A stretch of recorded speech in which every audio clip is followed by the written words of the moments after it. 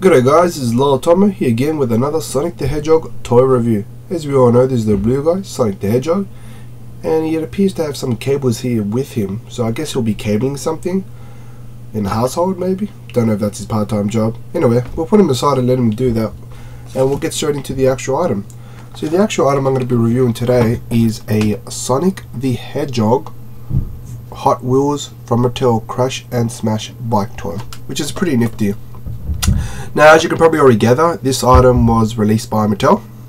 It was done roughly in 1995, if I'm not mistaken, and it's the first item that I actually picked up in a while anyway, that actually, the packaging itself is predominantly more larger than the actual toy itself, which I often kind of find weird. I'm not too sure if that's a Mattel gimmick or Mattel sort of, or Hot Wheels sort of promoting market, but I guess if this was hanging in a toy and a kid saw it, he'll be like, you know, he'll go a little crazy with that sort of stuff. So I guess probably works like that. So before we get to the actual item itself, we'll just get straight to the actual packaging itself and whatnot. Now, as you can probably know, it's predominantly blue. I like that because Sonic the Hedgehog, blue backing, makes sense, right? You have the Hot Wheel, I guess, logo there, as well as from Mattel, which is pretty cool. Now you have what it is. It's a Crash and Smash bike set, which is pretty self-explanatory, and we have the actual item, and it's got like sub-little descriptions where it says launch him, crash him, send the riders flying. You can probably gather just by reading that what it's predominantly going to be about and how this toy works. I guess a small indiscrepancy or a small dislike is this actual image. It's not that it's bad. It did come. This is a set, and it's about 6 little themes within a set, so this is one of the set, and this creature is one of them. I would have preferred it they had the Sonic the Hedgehog one opposed to just having the reptile one, you know.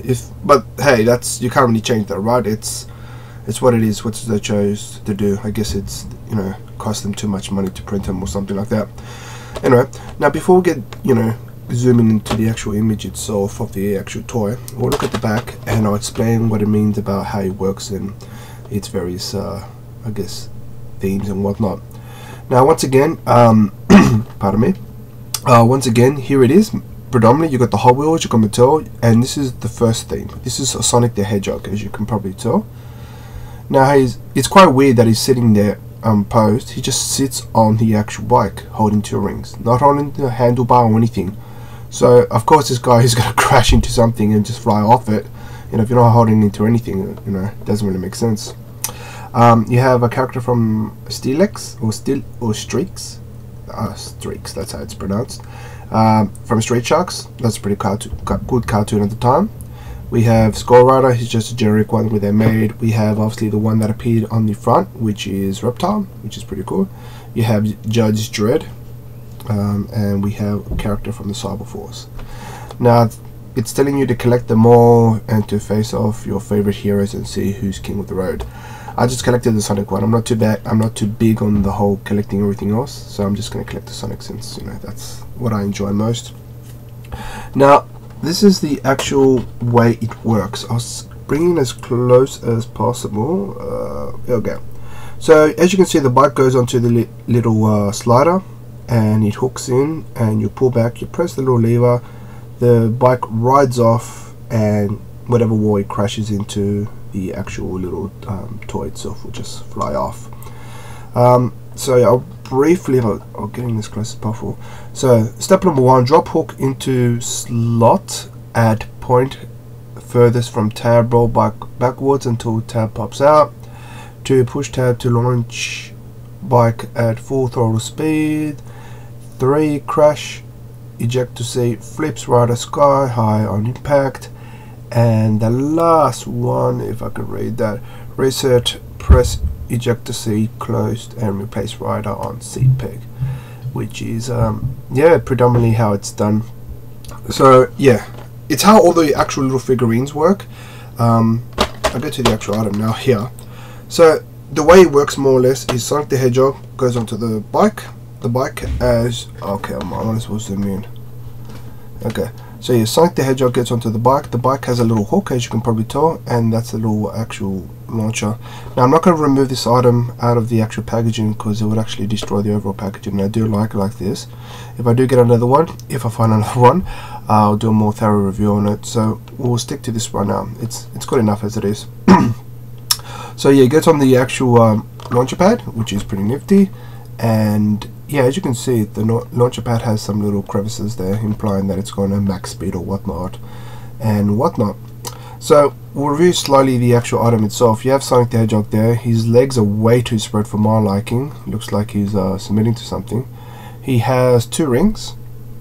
Once again, I'm guessing he's embracing himself for the impact. That's why he needs the protector rings, so that when he gets hit by a wall or spike, he'll lose them. And yeah, suffice to say, the good old nostalgic effect of Sonic the Hedgehog.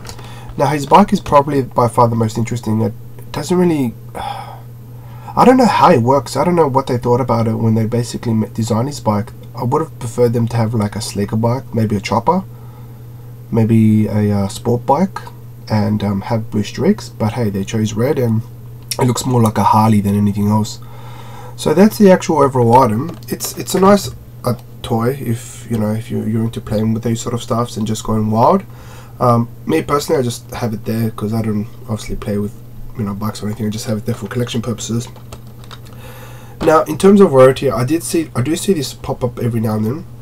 However, it depends on how it gets popped up and where basically what's missing or what's included. Now what's meant to be included, if you want to get the overall packaging, is the cardboard itself, Sonic, the bike and whatnot. I do see sometimes just a bike, and they do sell high. I do see sometimes the Sonic, and they do sell high as well. Does sell high, sorry. I got my one at the time for 35 Australian dollars, if I'm not mistaken, which is pretty nifty. Now I'm not too sure. I think the most expensive one that I saw of this would probably be $50, maybe 60. Could be more, could be less. I'm not entirely sure, but the highest that I did see was roughly about $50, if I'm not mistaken. Now in terms of its rarity, seeing as I do see it pop up every now and then, I'll probably give it maybe 5.5 stars out of 10, because I do see them pop up. But I guess if you're a hardcore collector, this is how it's meant to more or less look as a turtle, which is pretty nice if you do like something like this. So guys, tell me what you think if you enjoyed this review, and until next week, speed on guys, and happy collecting.